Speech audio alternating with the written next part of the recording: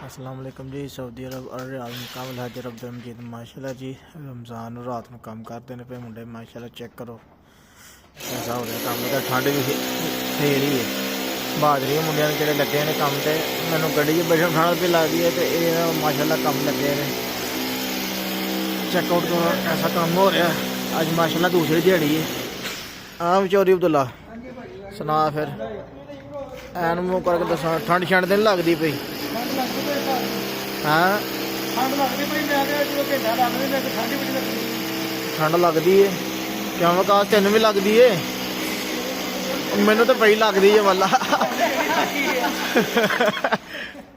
मैनू तो चंगी ठंड लगी अज।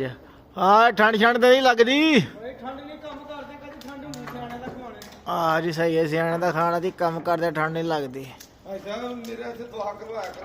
अच्छा जी लो जी वो वास्ते दुआ करो दी लत्त नूं ठंड लगती है बाकी धड़ नूं नहीं लगती। की आख्या अब्दुल्ला? उन्हें कहा नूरी नत्थ वाली लत्त लानी ना पाइए किते। हैं कोई नहीं अल्लाह खैर करे।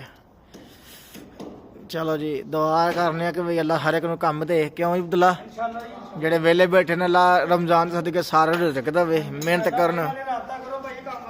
वो बंदे बथेरे राबता करते हैं कम ही है माशाल्लाह। ये निज़ाम पूरा पूरा चलन डे अल्लाह होर देगा फिर इंशाल्लाह बंदे राबता करांगे आपे खुद। चलो भी जवानों चारा कर लो लाओ अल्लाह की सपुर्दे ते आ जाओ थल्ले निकलिए। लो जी मुंडे आखिरी गोला ला रहे ने ते सारी दा टाइम लागे लगा है।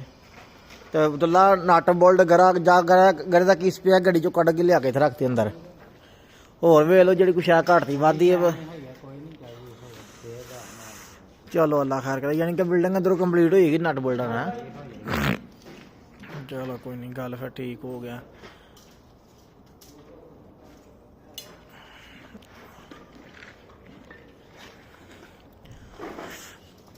चलो चल अब्दुल्ला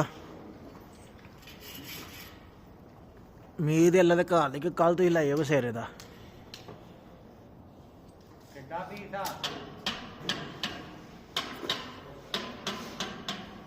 चलो भी चलो मुंडियो हिम्मत मारो पीस वेख के अगे।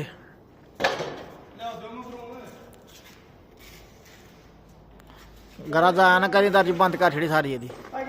हाँ 200 वोल्ट है ना ये। चलो पहला खलारा खत्म कर ही लवो तो फिर ही लियावांगे बुल्ट। वाह मैं लिया के ढेर लाने का फायदा कोई नहीं अगे माई बाल्टियां रोलदियां फिरदियां। चलो सही है ठीक हो गया माशाल्लाह जी। वीडियो साड़ी अच्छी लगे लाइक करो कमेंट करो साडे चैनल में सब्सक्राइब करो। क्यों चौधरी अब्दुल्ला आओ यो दी हिलटी बाद च तार साड़ के तेने आना जी चलती भी वेखो इन्हां दी करतूतां हैं। मैं क्या उत्तों सुट दे थल्ले खैर है खैर सला सुट दिया करो।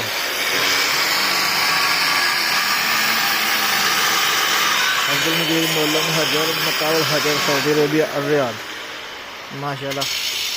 तुम चेकआउट करो मुंडे ने बन सुटे अजे।